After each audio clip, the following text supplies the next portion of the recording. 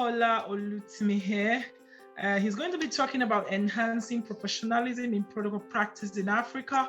I've worked with Kola right from many years ago at the High Commission in Nigeria, and he's done a lot of work in terms of enhancing protocol industry. He's quite a transformational coach, dream driver. He's written so many books and led on so many conferences. He's the CEO and CEO of Make Way Global, providing business and advisory support for companies with a lot of change capabilities. He's done a lot of work around the UK, Africa, and parts of Europe, actually helping British businesses and, in terms of business change agenda. And he's also passionate about protocol. I mentioned that before. I'm not going to say too much. Let's just bring Kola in. He's going to be talking to us about the power of corporate social responsibility in accelerating opportunities in Africa protocol industry. Thank you so much, Kola. The floor is yours. Thank you so much, Patricia. I hope you can all hear me. And yes,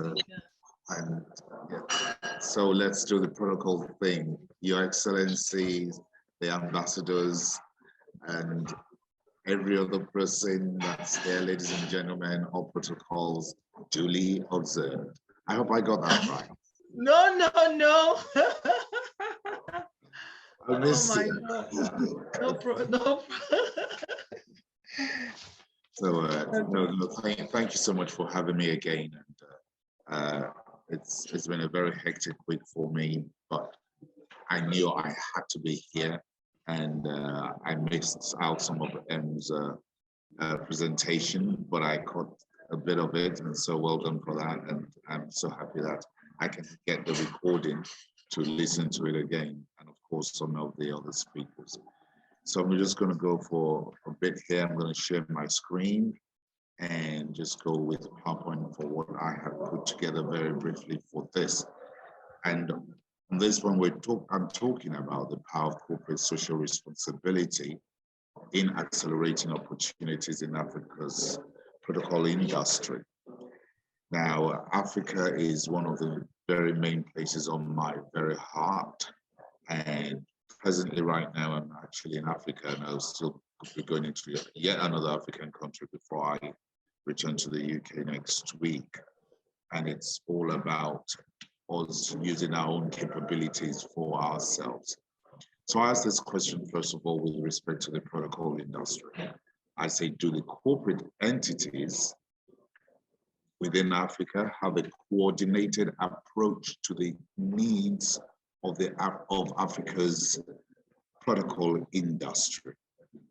Because we're talking about using corporate social responsibility and accelerating the opportunities.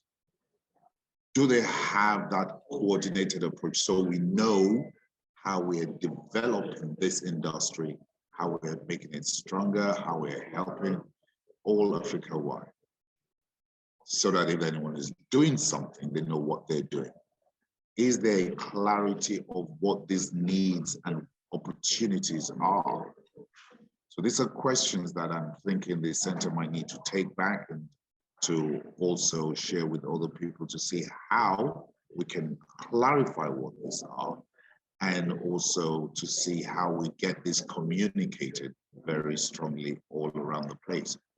So it's not just a case of we see the need today, and all we're just doing is meeting the need today and firefighting, but not developing. That's very, very key. That point is very key. So I ask those questions. Then I talk about, okay then, just in case we don't have the answers to those questions, what about how we can create a future using these three key points: a desire, a vision, and an opportunity. When I talk about desire, I'm talking about, do we really want to do this? Or are we just playing lip service with respect to desire? Desire is something that must be something that's burning in the heart? Do we have a genuine and purposeful decision to bring change into this industry? These are questions we need to ask, and we need to begin to come into roundtables to say, what do we want it to be like? What do we want to do? When I talk about desire, I always like to talk about Muhammad Ali, who was asked once asked, if you had a choice between desire and talent, what would you choose? So desire any day rather than talent, because it said there's so many talented people all over the place who get nowhere. But desire in itself can birth talent. So if we're very desirous about it, we can begin to see it in our mind's eye, leading us to vision that we can begin to formulate and create visions of what we believe the protocol industry in Africa can become. We can begin to see it together, building that team. So I ask, when we begin to get into the vision part of it, what can you conjure in your mind's eye and dare to believe in its existence for in Africa? And when I talk about vision, I say what does not already exist, but we can make to exist and believe in its existence because we have faith for it. Nice, and I put a very brief quotation to someone that most of you may have heard of, Helen Keller. Helen Keller, she probably the most popular blind person that ever walked planet Earth from 18 something, and she died in, I think, 1968. She was deaf and blind after birth. But she said something. She said the only thing worse than being blind is having sight and no vision. She did campaign for the less privileged and was very well known for so many of the things that she was doing. So the question again is, do we or can we dare to create a vision based on what we want for Africa? And if we do begin to create that vision, we're moving to the levels by which we're talking about opportunity. Do we see opportunities? And if we don't see them, and if we don't, if they don't come to us, what can we do? And I say that opportunities avail themselves to those who are prepared. How are we prepared for opportunities? When I started to talk about opportunity, I recall the first time I ever flew a plane. It was a test run or just a practice thing that I had to do. And I was in this two-seater aircraft where the instructor taught me how to take off, to land, to go around. It was very scary for me because it was this tiny thing and I was floating in the air. Gosh, I almost lost my mind. Anyway, by the time I settled into it, went around a bit, and then when I was coming down, you know, from the top when you see something and you see just specks.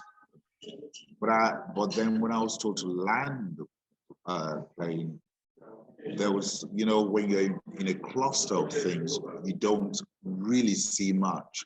But when you're above it, you can actually see a bit better.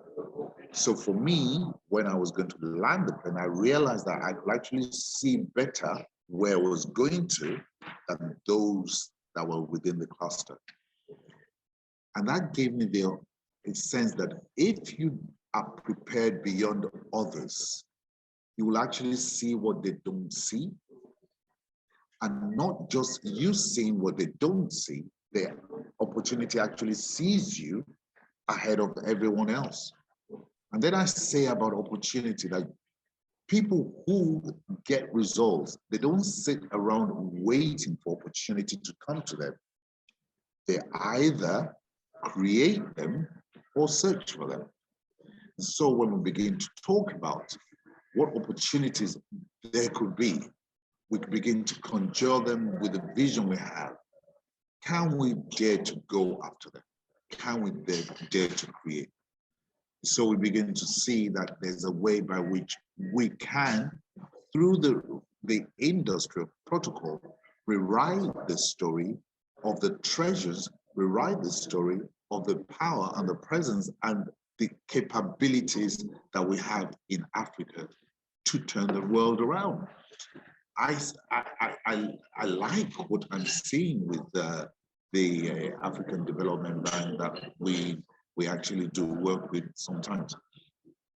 I like what they're saying about the food. I like what they're saying about the fact that we can actually feed the world. And it really is true. So what are we going to be saying about the protocol industry and how we can possibly lead the world in times to come? I hope that which I brought to you briefly can just attend to the topic that I've been told to speak on. All right, thank you, Kola. That's is that the end of it? Yes, I've come to the end of it. Oh, okay. All right, I was thinking, oh, okay, no, that's fine, really good. Thank you for sharing that. Looking at opportunities and how we avail ourselves in terms of you know, creativity, seeking the right thing, and looking at all of that picture when it comes to corporate social responsibilities. I in my thinking, is the same way we should engage with industry from an industry perspective, and that kind of harmony will actually open more opportunities in terms of the industry. So this is really great. Thank you for sharing this details with us. I'm not sure if we have questions in the chat box. Otherwise, we'll quickly see whether there are comments coming through from the panel. Patricia, yeah, I'm looking here at the question. Obviously, there's